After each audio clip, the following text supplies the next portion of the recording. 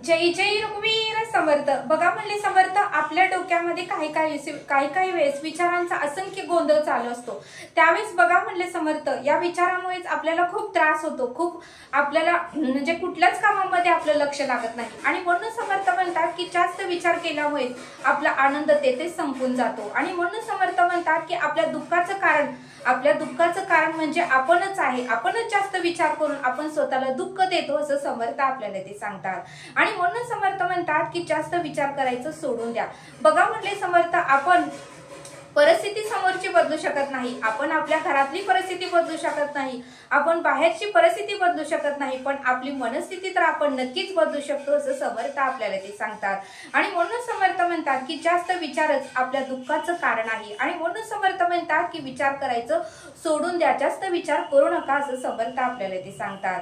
बघा म्हणले समर्थ, आपण आपल्या घरातली परिस्थिती बदलू शकत नाही, पण आपले चांगले विचार तर आपण करू शकतो। आपले वाईट विचार आपण सोडून देऊन आपण चांगले विचार तर नक्कीच करू शकतो असं समर्थ आपल्याला ते सांगतात। आणि म्हणून समर्थ म्हणतात की नेहमी आपल्याला चांगले विचार करता आलं पाहिजे।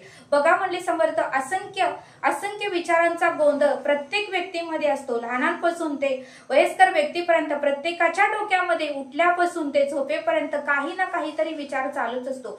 ज्या विचारांचा उपयोगी नसतो तेही विचार चालू असतात। आणि या विचारामुळेच आपणच स्वतःचा आनंद गमावून बसतो, आपणच आपल्या स्वतःला दुःख देतो असं समर्थ आपल्याला ते सांगतात। आणि बघा म्हणले समर्थ, या दुःखाचा या आपल्या डोक्यामध्ये जे विचारांचे असंख्य गोंधळ चालू असतो ते कमी कसे करायचे यासाठी समर्थ आपल्याला 5 उपाय सांगतात। बघा, पहिला उपाय म्हणजे नेहमी स्वतःला आपल्याला बिझी ठेवता आलं पाहिजे। नेहमी स्वतःला आपल्याला कुठल्या ना कुठल्या तरी कामामध्ये बिझी ठेवता आलं पाहिजे। बघा, आपण एखाद्या कामामध्ये व्यस्त राहिलो की बाकीचे विचार आपल्या डोक्यामध्ये येत नाही। जे काम आपल्या समोर आहे त्याच्याकडेच आपण लक्ष देतो आणि ते काम उत्तम कसं होईल, ते काम चांगलं कसं होईल, त्या कामामध्ये मला सक्सेस कसं मिळेल याचा आपण जास्त विचार करतो आणि बाकीचे विचार आपल्या मनामध्ये येत नाही तसं समर्थ आपल्याला ते सांगतात। आणि बघा म्हणले समर्थ, थोडा वेळ आपल्यासाठी आपल्याला काढता आलं पाहिजे, आपल्या आई वडिलांसाठी, आपल्या बहिणीसाठी, आपल्या नातेवाईकांसाठी सुद्धा थोडा वेळ आपल्याला त्या वेळेमधला काढून ठेवता आलं पाहिजे असं समर्थ आपल्याला ते सांगतात। आता समर्थ आपल्याला दुसरा उपाय सांगतात। आता दुसरा उपाय कुठला, तर बघा म्हणले समर्थ, आरोग्याची काळजी घ्या। बघा म्हणले समर्थ, आपल्या आरोग्याची आपल्याला काळजी घेता आलं पाहिजे। बघा, वेळेवर आपल्याला व्यायाम करता आलं पाहिजे, वेळेवर आहार घेता आलं पाहिजे। आरोग्य ही फार महत्त्वाची गोष्ट आहे म्हटले समर्थ। आपण सगळं काही विकत घेऊ शकतो, पण आपल्या आरोग्याला जर काही झालं तर आपण काहीही करू शकत नाही। आणि म्हणून समर्थ म्हणतात की आपल्या तब्येतीची काळजी आपण घेतली पाहिजे, आपल्या स्वतःवर प्रेम आपण केलं पाहिजे, उत्तमाचा आहार आपण घेतला पाहिजे, उत्तम रोज 2 तास तरी व्यायाम सकाळी आणि संध्याकाळी आपण केला पाहिजे। थोडा वेळ का होईना आपल्याला फिरायला जात आलं पाहिजे असं समर्थ आपल्याला इथे सांगतात। कारण बघा म्हणले समर्थ, आरोग्य जर उत्तम असेल तरच आपल्या सगळ्या गोष्टी आपण उत्तमरित्या करू शकतो।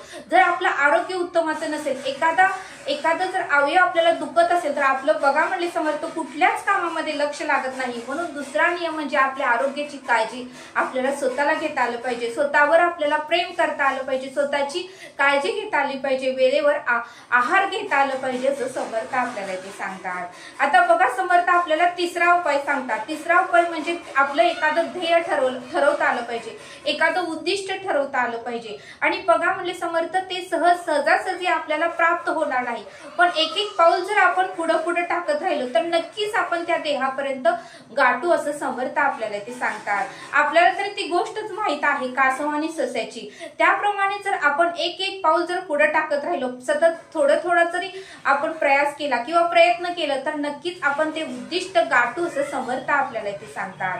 आता बघा, चौथा उपाय म्हणजे काय, ध्यान धारणा। बघा, आपण उठलं की थोडं वेळ का होईना आपल्याला ध्यान धारणा करता आली पाहिजे, नामस्मरण करता आलं पाहिजे। संत लोकांनीही आपल्याला सांगितलं आहे की ध्यान धारणेमुळे आपल्या मनामधले विचार हे शांत होतात, आपलं देह स्थिर होतो, कुठल्याही प्रकारचे वाईट विचार येत नाहीत किंवा विषय येत नाहीत। ध्यान धारणेमुळेच आपल्या मनाला एक प्रकारचे चांगले विचार येतात, सकारात्मक विचार येतात। बघा एखाद्या आपण भांड्यामध्ये एखादं गढूळ पाणी ठेवलं तर बघा म्हणले समर्थ थोडा वेळ जर आपण शांत ठेवलं तर ते माती खाली जाते आणि स्वच्छ निर्मळ काचेसारखं पाणी वर येतं म्हणले समर्थ।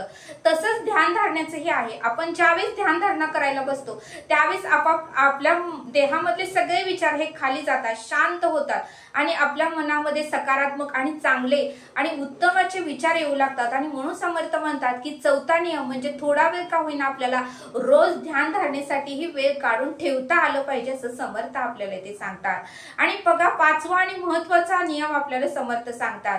समर्थ म्हणतात की कोणावरही अवलंबून राहू नका, कोणावरही कुठल्याही गोष्टीसाठी अवलंबून राहू नका। बघा बऱ्याच जण कोणावर तर अवलंबून असतात। बघा आपण जर एखाद्या व्यक्तीवर अवलंबून राहिलो तर तो व्यक्ती आपला गैरफायदा घेते। त्या व्यक्तीला माहिती असतं की माझ्याशिवाय समोरच्या व्यक्तीचं पानही हलत नाही आणि ती व्यक्ती मग त्याच्या म्हणण्यानुसार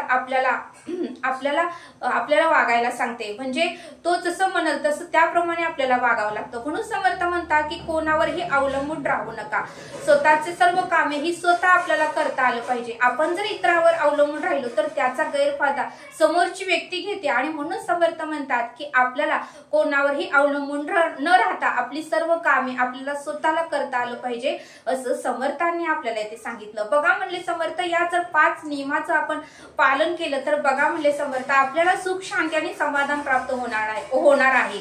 आपल्या डोक्यामध्ये जर असंख्य विचार असंख्य गोंधळ चालू असेल तर हे 5 नियम आपण जर या 5 नियमाचं जर पालन केलं तर बघा म्हणले समर्थ हळूहळू का होईना आपल्या डोक्यातील विचारांचा गोंधळ हळूहळू का होईना कमी होणार आहे आणि आपलं जे जीवन आहे ते सुरळीतपणे शांत आणि समाधानकारक चालत राहणार आहे असं समर्थांनी आपल्याला ते सांगितलं। म्हणून समर्थ म्हणतात की या 5 नियमाचं जर आपण काटेकोरपणे पालन केलं तर बघा म्हणले समर्थ फायदा हा आपलाच होणार आहे, आपल्याला शांती आणि समाधान प्राप्त नक्कीच होणार आहे। म्हणून समर्थ म्हणतात की हे 5 नियम नक्की करून बघा, तुम्हालाही सुख शांती आणि समाधान नक्कीच प्राप्त होईल असं समर्थांनी आपल्याला इथे सांगितलं।